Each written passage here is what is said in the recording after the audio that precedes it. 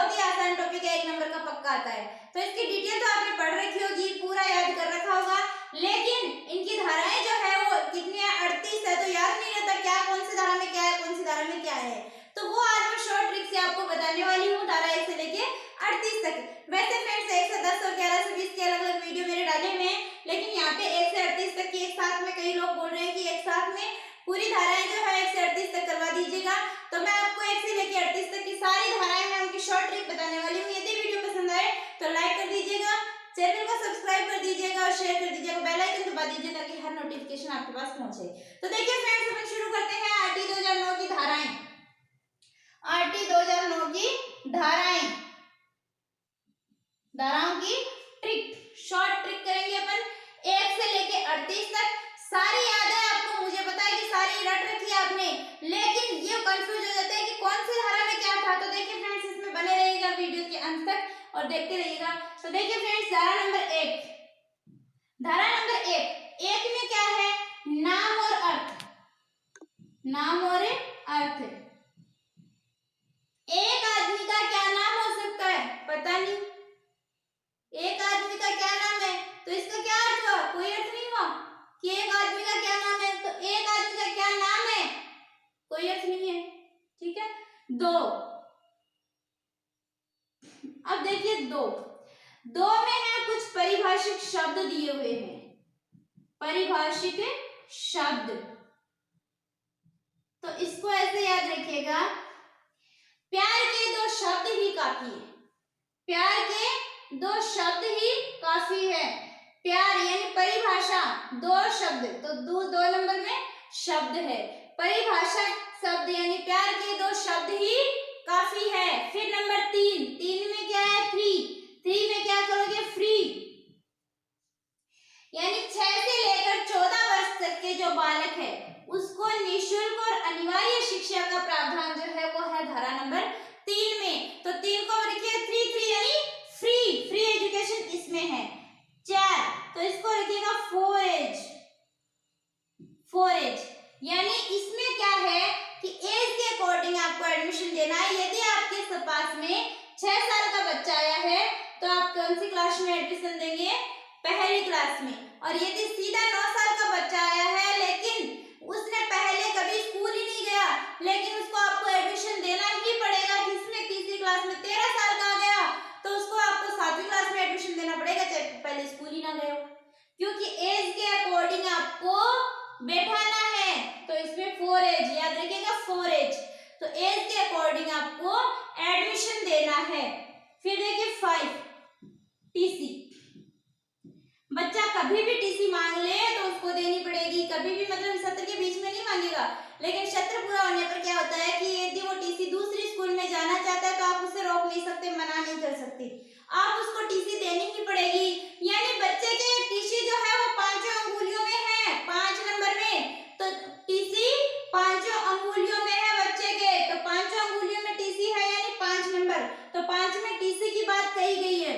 6, दूरी कितनी, 6, दूरी कितनी, 6 यानी स्कूल और विद्यालय की दूरी है उसका वर्णन किसमें है, धारा नंबर 6 में, कि जो प्राथमिक विद्यालय है उसकी 1 किलोमीटर के दायरे में, पहली बात तो एक विद्यालय होना चाहिए प्राथमिक, और प्राथमिक विद्यालय की दूरी घर से कितनी होनी चाहिए, 1 किलोमीटर, और उच्च प्राथमिक की विद्यालय की दूरी होनी चाहिए 2 किलोमीटर, लेकिन राजस्थान में कितनी है अपने, 3 किलोमीटर है। फिर देखिए 7 में है वित्तीय अनुपात, वित्तीय अनुपात किसका, केंद्र सरकार और राज्य सरकार का वित्तीय अनुपात इसमें हमें बताया गया है। तो देखिए फ्रेंड्स, वित्तीय अनुपात केंद्र और राज्य सरकार का, केंद्र और राज्य सरकार का,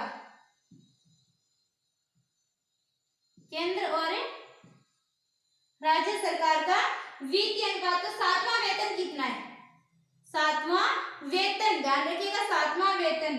अब देखिए 8 मतलब सरकार के ठाट, सरकार के ठाट, 8 में सरकार के ठाट है, यानी सरकार के उत्तरदायित्व, सरकार के कार्य और कर्तव्य, सरकार के दायित्व इसमें सब कुछ, सरकार के उत्तरदायित्व इसमें है 8 नंबर में। फिर देखिए सरकार के नीचे कौन आते हैं, अधिकारी। तो 9 में क्या है, अधिकारी के कार्य कर्तव्य। अधिकारियों के कार्य और कर्तव्य यदि साथ में लिखने हैं तो उसमें लिखते जाइएगा अधिकारी के कार्य और कर्तव्य। वैसे आपने याद ही कर रखा होगा, 9 नंबर में अधिकारी आते हैं, आपको याद रह जाएगा अधिकारी के कार्य और कर्तव्य। 10 में अधिकारियों के नीचे कौन आते हैं, माता पिता। तो माता पिता के कार्य और कर्तव्य। फिर 11 में क्या आता है, अब सबसे नीचे कौन आते हैं, आंगनबाड़ी वाले, कि घर घर जाके लाना पड़ता है। तो आंगनबाड़ी यानी 3 से लेकर 6 वर्ष तक के जो बच्चे हैं उनकी शिक्षा भी स्थानीय सरकार का ही दायित्व होगा। तो आंगनबाड़ी में भेजना भी किसका दायित्व, शिक्षा देना स्थानीय सरकार का। तो ये किसमें, आंगनबाड़ी वाला 11 नंबर में। 12, अब देखिए 12 दूनी कितना होता है 24, लेकिन महंगाई का जमाना है 1% और बढ़ा दीजिए, कितना हो जाएगा 25%। यानी निजी विद्यालयों में 25% सीट जो है वो आरक्षित होनी चाहिए, किसके लिए, दुर्बल वर्ग के लिए। कितनी, 25% निजी विद्यालयों में, प्राइवेट स्कूलों में। फिर 13 में क्या होगा, 13 में क्या होता है कि अनुवीक्षण प्रक्रिया, यानी जैसे प्रवेश परीक्षा ली जाती है या फिर किसी पेरेंट्स की परीक्षा वो ली जाती है या फिर किसी का इंट्रोडक्शन वगैरह ऐसे कुछ किसी में होती है कई स्कूलों में कि प्रवेश परीक्षा के बिना बच्चे को एडमिशन नहीं देनी, तो वो वाली यहाँ पे नहीं होनी चाहिए। उसको बोलते हैं अनुवीक्षण प्रक्रिया। अनुवीक्षण प्रक्रिया, तो अनुवीक्षण प्रक्रिया संचालित नहीं करेगा कोई भी विद्यालय, और यदि करता है तो इसको याद, देखो इसको याद कैसे रखेंगे अब, अनुवीक्षण प्रक्रिया। तो 13 तो अनुवीक्षण प्रक्रिया, प्रवेश परीक्षा लेगा, 25,000 रुपए का जुर्माना लगाऊंगा। कितना लगाओगे, 25,000 रुपए का जुर्माना लगाऊंगा। फिर भी नहीं माना, ढीठ विद्यालय है, दोबारा भी नहीं मान रहा है, फिर भी कर रहा है। एक बार जुर्माना दे दिया, पीछे छुड़वा लिया, लेकिन दोबारा से वही काम, तो क्या करोगे, 50,000 रुपए निकलवा लो। कितने, 50,000 रुपए। तेरी तो अन्वेषण प्रक्रिया करवाएगा, 25,000 रुपए ला, फिर दोबारा करवा रहा है 50,000 रुपए, हर बार कितना, 50,000 रुपए लोगे। फिर देखिए 14 नंबर, अरे 14 साल का हो गया, अभी तक जन्म प्रमाण पत्र नहीं बनवाया। 14 साल का हो गया, अभी तक जन्म प्रमाण पत्र नहीं बनवाया, कैसे एडमिशन दोगे? एडमिशन तो हमेशा जन्म प्रमाण पत्र के आधार पर मिलता है, लेकिन 14 साल का हो गया, अभी तक जन्म प्रमाण पत्र नहीं बनवाया, छोड़ने का टाइम आ गया स्कूल। 14 साल का हो गया, अभी तक जन्म प्रमाण पत्र नहीं बनवाया, धारा 14 में जन्म प्रमाण पत्र नहीं बनवाया तो नहीं बनवाया, आज एडमिशन दे देंगे। यानी यदि जन्म प्रमाण पत्र नहीं है फिर भी आपको एडमिशन देना पड़ेगा। यानी जन्म प्रमाण पत्र नहीं होता है तो एडमिशन देते हैं अपन किसके आधार पे, जो हॉस्पिटल से जो लेके लिखवा के लाओ या फिर दाई से लिखवा के लाओ, उसके आधार पे। यदि वो भी नहीं है तो आंगनबाड़ी से लिखवा के लाइए, वो भी नहीं है तो माता पिता या पेरेंट्स से लिखवा के लाइए, और उसके आधार पर ही आपको उसको क्या दे देंगे, एडमिशन दे देंगे। तो 14 साल का हो गया, अभी तक जन्म प्रमाण पत्र नहीं बनवाया, फिर भी एडमिशन के लिए अपन मना नहीं कर सकते, एडमिशन हमें हर हालत में देना ही पड़ेगा। फिर देखिए 15 नंबर धारा नंबर 15।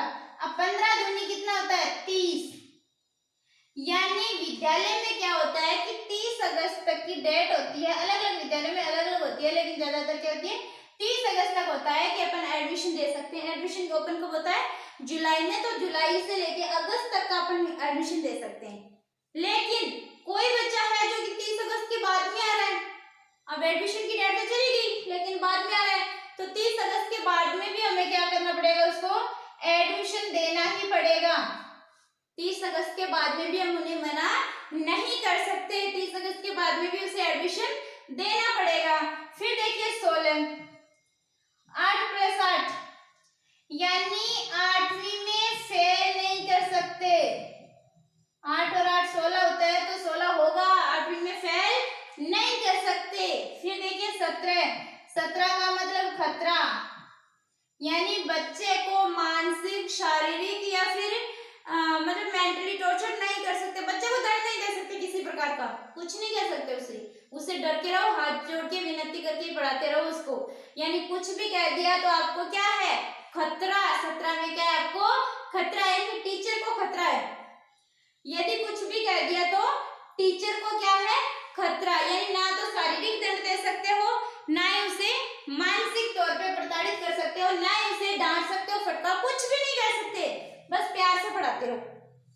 अब देखिए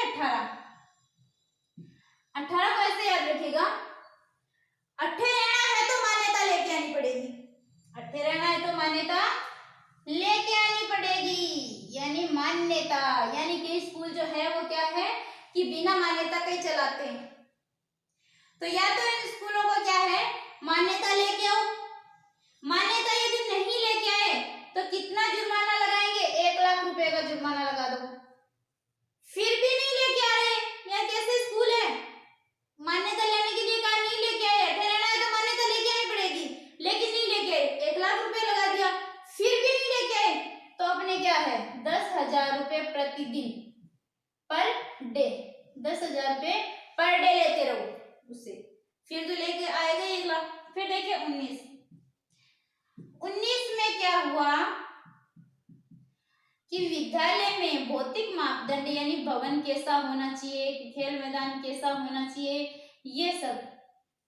अब ये सब जाके अध्यापक से पूछता है कि कैसा होना चाहिए, या हमारे से पूछता है कि कैसा होना चाहिए विद्यालय का भौतिक मापदंड। तो हमने क्या कहा, 19 से पूछो। किससे? 19 से पूछो, 19 से पूछो विद्यालय का भौतिक मापदंड कैसा होना चाहिए, 19 से पूछो, 19 से मतलब 19 से पूछिए भाई विद्यालय का भौतिक मापदंड कैसा होना चाहिए, तो 19 से पूछो। फिर देखिए 20 में क्या है, बीसी डुबो देगा कौन, केंद्र सरकार। किसकी? हमारी। कैसे? 20 में बीसी डुबो देगा केंद्र सरकार हमारी। कैसे डुबो देगा कि इतनी धाराएं याद की, आरटीई को रट लिया, उसके बाद में ये आरटी में संशोधन कर सकता है 20 के अंतर्गत। आरटी में क्या कर सकता है, संशोधन कर सकता है। तो यदि आरटी में संशोधन कर दिया तो हमें फिर से पूरी रामायण याद करनी पड़ेगी, यानी 20 में तो बीसी डुबो देगा।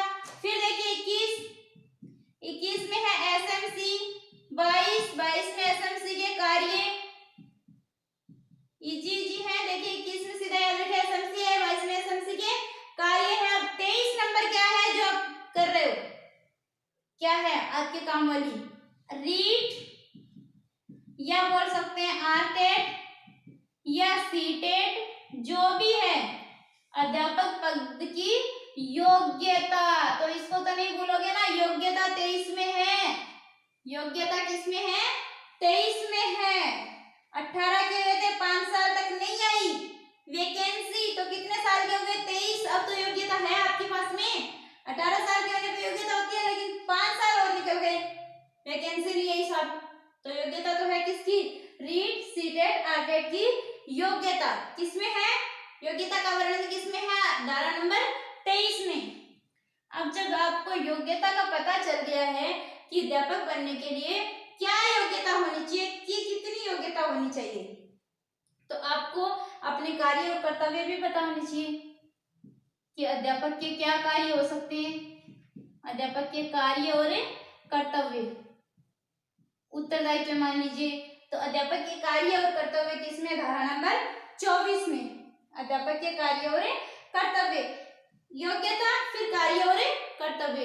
अब कार्य कर्तव्य जब पता है आपको, तो 25 में देखिए अनुपात भी पता होना चाहिए, छात्र और अध्यापक का अनुपात, छात्र और अध्यापक का अनुपात। इसकी चर्चा मैं यहाँ पे नहीं करूंगी क्योंकि बहुत टाइम लग जाएगा। अनुपात आपको लगभग या तो याद ही होगा, याद नहीं है तो आरटी की जो पूरी डिटेल से क्लास है उसमें देख लीजिएगा। छात्र अध्यापक का अनुपात कितना होना चाहिए, किसमें है, 25 में। 23, 24, 25 याद रखिएगा, 23 में योग्यता है, 24 में क्या है, कार्य कर्तव्य अध्यापक की, 25 में अनुपात है। जब ये पता चल गया कि अनुपात इतना है, तो 26 में क्या करोगे कि अध्यापक जो विद्यालय है उसमें 10% से अधिक टीचर के पद खाली नहीं होने चाहिए। 10% से अधिक टीचर के पद खाली नहीं होने चाहिए। 27 में क्या है, टीचर को सताया नहीं जाना चाहिए। 27 में टीचर को सताया नहीं जाना चाहिए, यानी इसको या तो जनगणना में लगा सकते हो या फिर आपदा प्रबंधन, जो आपदा में जो कार्य होते हैं उसमें आपदा प्रबंधन में लगा सकते हो या फिर चुनाव में लगा सकते हो। इन तीन के अलावा अध्यापक को किसी में नहीं लगा सकते, यानी 27 में सताया नहीं जा सकता, अध्यापक को सताना नहीं चाहिए। अब देखिए अगली अपनी धारा आती है 28। 28 में क्या है, 2 और 8 10, लेकिन 10 नहीं करना, 2 और 8 10 ट्यूशन बस। इतने दिन पढ़ाया, अब आप ट्यूशन नहीं पढ़ा सकते।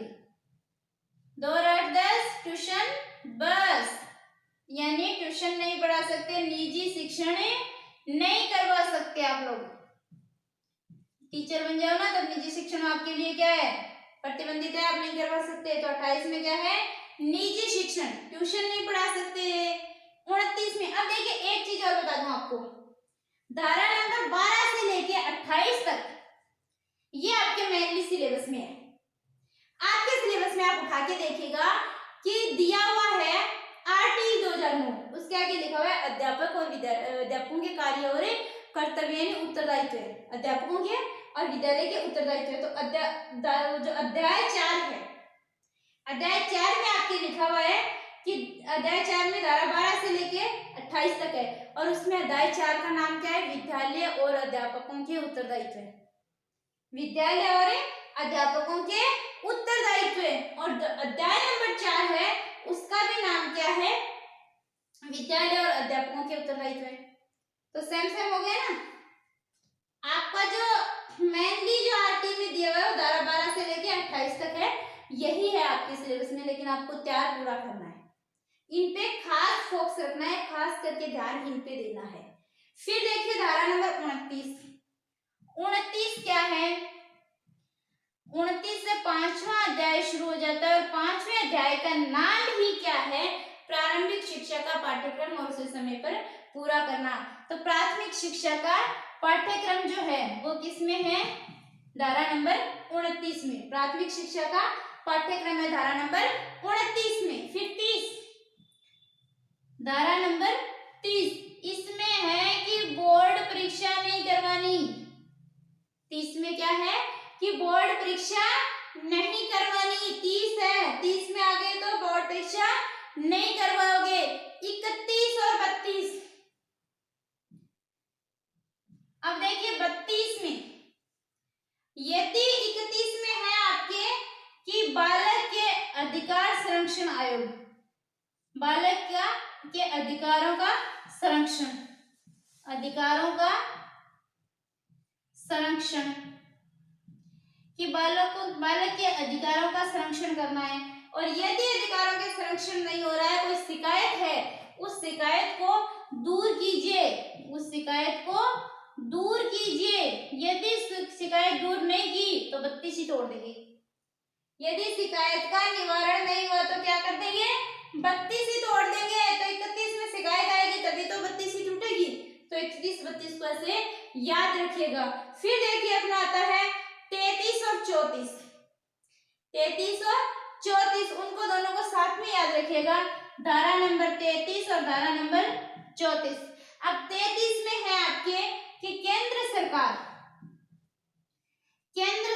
जो है वो राष्ट्रीय सलाहकार परिषद का गठन करेगी, राष्ट्रीय सलाहकार परिषद का गठन करेगी। और 34 में क्या है, 34 में आपके कि राज्य सलाहकार परिषद का गठन करेगी, राज्य सलाहकार परिषद का गठन करेगी। जो स्थानीय सरकार है वो राज्य सलाहकार परिषद का गठन करेगी। ये है धारा नंबर 34 में राज्य सलाहकार परिषद का गठन, राज्य सलाहकार परिषद का गठन करेगी। इसके बाद में देखिए धारा नंबर 35। 35 में क्या है, 35 में आपके हैं केंद्र राज्य यानी केंद्र सरकार राज्य सरकार को मार्गदर्शन करेगी और राज्य सरकार स्थानीय सरकार को मार्गदर्शन करेगी। यानी निर्देश देगी, यानी केंद्र राज्य सरकारें क्या बोलते हैं मार्गदर्शन का सिद्धांत, केंद्र राज्य द्वारा मार्गदर्शन का सिद्धांत, केंद्र सरकार राज्य सरकार को निर्देशित देगी और राज्य सरकार स्थानीय सरकार को मार्गदर्शन निर्देशन करेगी। फिर 36, जुर्माना लगाने से पहले अधिकारी से पूछो। 36 में क्या है, जुर्माना लगाने से पहले अधिकारी से पूछो, से पहले किससे पूछो, अधिकारी से पूछो, अधिकारी से पूछो। यानी इसमें क्या है कि यदि इस तरीके से है कि यदि कोई स्कूल बंद पड़ा है, स्कूल के प्रति में कोई शिकायत है, तो उसमें यदि स्कूल को मान लीजिए लॉक लगा के छोड़ दिया, अब हमें शिकायत करनी है, लेकिन शिकायत कर रहे हैं लेकिन उसमें अपन जुर्माना नहीं लगा सकते। क्यों नहीं लगा सकते, अपन तो क्या है सरकार नहीं लगा सकते, क्योंकि उसके लिए एक अधिकारी को लगाया, एक अधिकारी चयनित किया होता है कि ये अधिकारी जब कह देगा कि हाँ स्कूल में ऐसा हो रहा है तभी जुर्माना लगाएगी सरकार, वरना जुर्माना लगाने से पहले उस अधिकारी से पूछताछ करेगी, उसने मना कर दिया तो कर दिया। तो क्या है, जुर्माना लगाने से पहले अधिकारी से पूछो। और 37 नंबर जो है, 37 नंबर उसमें है एसएमसी और सरकार, इनके खिलाफ कोई भी अदालत में अपना, यानी एसएमसी और सरकार मिलकर जो कि फैसला लेगी उसके निर्णय के खिलाफ अदालत में कोई भी नहीं बोल सकता। एसएमसी और सरकार जो मिलकर निर्णय लेगी उसके खिलाफ अदालत में कोई भी नहीं बोल सकता। और 38 जो है वो लास्ट है, उसमें बेचारी केंद्र सरकार है उसको भी दे दिया, क्या दे दिया, आरटी में संशोधित करने का अधिकार। आरटी में संशोधन कौन कर सकती थी, बीसी हमारी कौन डुबो सकती थी, केंद्र सरकार, लेकिन 38 में जाके आरटी में संशोधन करने का अधिकार 38 में केंद्र सरकार, सॉरी राज्य सरकार को भी दे दिया, केंद्र नहीं राज्य सरकार, राज्य सरकार को भी दे दिया। तो देखिए एक बार फिर से याद रखिए, एक का नाम की, एक आदमी का क्या नाम है, इसको क्या अर्थ है मैं नहीं पता, दो प्यार परिभाषा, प्यार की दो शब्द काफी है, 3 यानी फ्री, 4 एज, 5 पीसी, पीसी 5 अंगुलियों में है, दूरी कितनी 6, 7वां वेतन कितना है, सरकार के ठाट, सरकार के नीचे अधिकारी, अधिकारी के नीचे माता पिता, माता पिता के नीचे आंगनबाड़ी, 12 दूनी 24 और 1 25, 13 तेरी तो अन्वीक्षण प्रक्रिया करवाएगा, 25,000 जुर्माना लेंगे, दोबारा करवाएगा 50,000 लेंगे, 14 साल का हो गया अभी तक जन्म प्रमाण पत्र भी नहीं बनवाया, 15 दूनी 30 अगस्त के बाद में भी उसको एडमिशन देना पड़ेगा, 16 है 8 + 8 यानी 8वीं में फेल नहीं करोगे, 17 में आपको खतरा, 18 में 18 है तो मान्यता लेके आओ, 32 भौतिक मापदंड तो 19 से पूछो, 19 से पूछो, 26 केंद्र सरकार संशोधन करके बीसी डुबो सकती है, 21 में एसएमसी, 22 में एसएमसी के कार्य, 23 में रीट,